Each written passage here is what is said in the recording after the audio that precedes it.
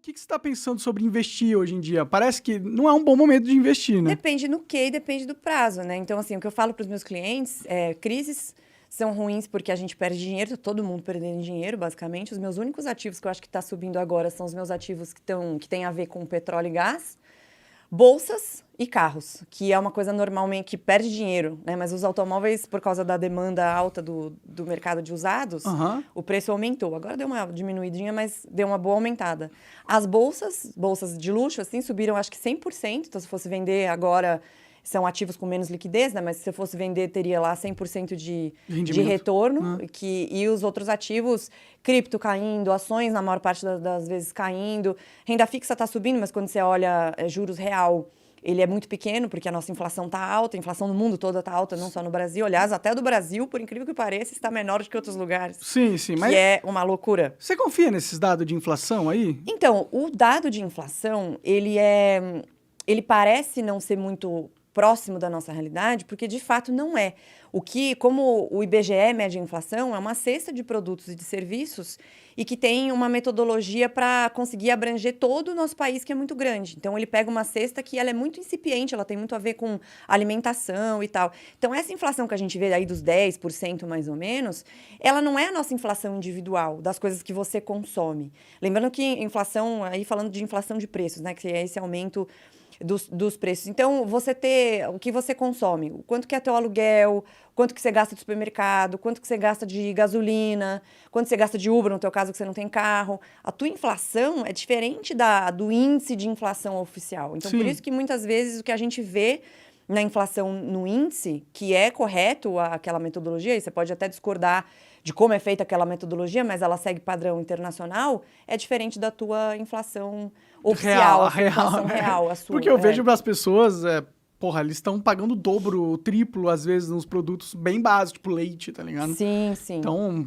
por mais que tenha, falando 10%, eu sinto que foi bem mais do que 10%. Porque tem isso, né? E isso não é só no Brasil. A forma de você calcular essa metodologia dos índices de inflação, ela é abrangente demais e ela tem um peso para cada coisa que não necessariamente é o mesmo peso da tua cesta particular de bens e de serviços, né? Então, tem coisas que aumentou demais, tem gente que...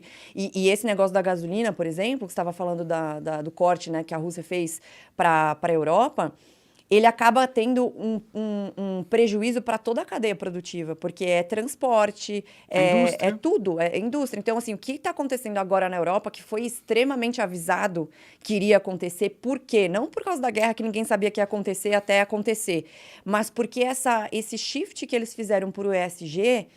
então a gente agora vai migrar para energia limpa, piriri, pororó, mas não quiseram migrar para a energia nuclear, torceram o nariz para a energia nuclear. Estão torcendo até hoje, né? Inclusive, esse é um ativo que eu gosto bastante, que é o urânio. Eu tenho isso lá fora, eu gosto. Pode crer. Por causa disso, porque eu acho que esse é o futuro. Então, se você quer migrar para energia limpa, tem a solar, tem a hidrelétrica, tem a de... Como chama? De vento? De vento, eu ia falar o windmill, mas eu esqueci a palavra. E você tem essas, mas para você fazer uma transição de verdade, você precisa pensar isso ao longo do tempo. Elas são muito caras, tem outros impactos ambientais envolvidos, que não é só a da utilização em si, mas da produção de uma bateria, por exemplo. Então, um carro elétrico, a produção do carro elétrico, ela é mais dispendiosa para o meio ambiente do que é um carro normal a gasolina. Então, você tem que mensurar tudo isso. E essa agenda 2030 de vamos fazer tudo às pressas, essa agenda que eu chamo de agenda ecoterrorista, ela acabou causando esse problema na Europa. Então, a Europa está com o perigando de passar frio no inverno. A Suíça, que é um país historicamente super liberal, né, do ponto de vista econômico, está pensando em colocar as pessoas na prisão se elas subirem o ar-condicionado acima de 19 graus. Caralho! É tipo surreal que a gente está vivendo. Sério mesmo? Sério? Caralho, que bizarro! Sério. Na Holanda, também um país historicamente livre, né, com políticas livre, de economia livre. Sim. Então, muito fácil de fazer negócio, de abrir empresa, negociar com qualquer lugar do mundo. A Holanda, agora o ministro recentemente, eu não sei o nome dele, mas o ministro de Agricultura da Holanda renunciou por causa dos protestos, que eu não sei se você viu uns protestos dos caminhoneiros lá, do pessoal do setor do agro. Então, a nossa mídia, infelizmente, não fala muito disso. Aliás, não fala nada. A mídia só fala merda hoje em dia. Eles não falam.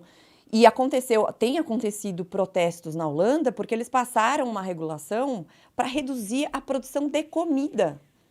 Então, assim, a gente vai estatizar algumas fazendas, vocês vão parar de produzir a quantidade X que a gente quer produzir de gado, porque isso prejudica o meio ambiente. Então, quer dizer que as pessoas vão ficar sem comida ou a comida vai ficar muito mais cara para os mais pobres. Caralho, que burrice, mano. Uma coisa muito louca.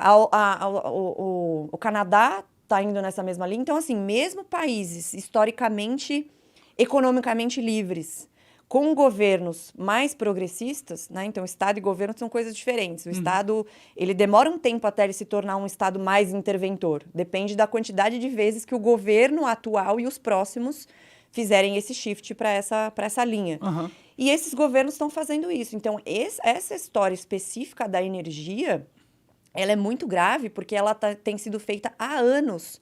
E aí, depois que veio o Putin, o que ele pensou? Bom, a Europa está dependente de mim totalmente, do petróleo e do gás.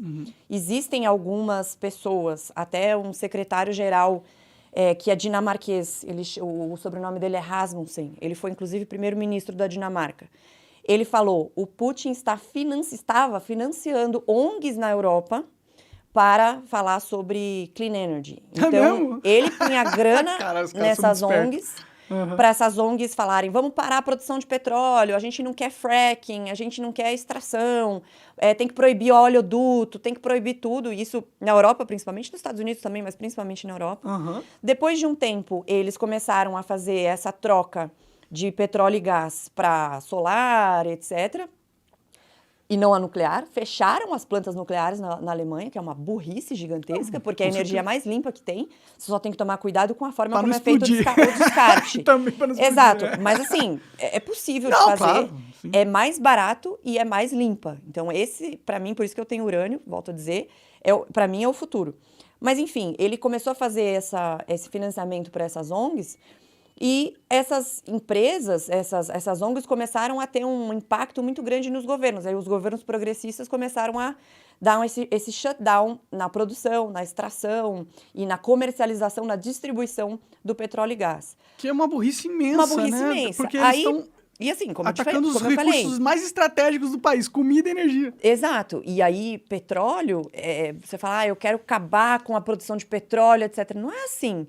Você chega amanhã e você fala, eu quero acabar com a produção de petróleo. É possível você pensar em alternativas, em criar concorrência para isso, mas não assim do dia para a noite e principalmente deixando as pessoas mais pobres. Porque imagina que as camadas mais pobres da população são as que mais sofrem se um custo da energia aumenta.